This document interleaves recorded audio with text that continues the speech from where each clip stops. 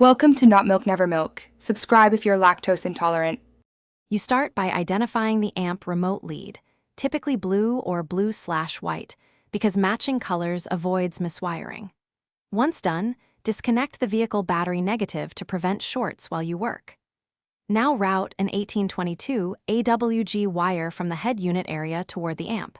Use a fish tape or existing grommet to reduce pinch risk. Make sure to strip about 1/4 inch of insulation, and you'll now splice the head unit remote output to the run you routed to the amp, because a clean connection ensures the amp turns on only with the deck.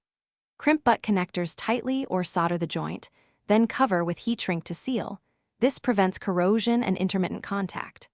Once connected, check continuity and polarity with a multimeter, and then secure the wire along chassis paths, keeping it separate from the battery positive cable to minimize noise pickup. You finish by reconnecting the battery negative, powering the head unit, and listening for the amp's relay click. This confirms the remote is functioning. If you don't hear a click, measure the remote lead.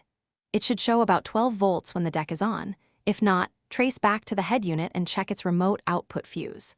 Once confirmed, secure the wire with zip ties, reroute away from heat and moving parts, and retest to ensure stable operation.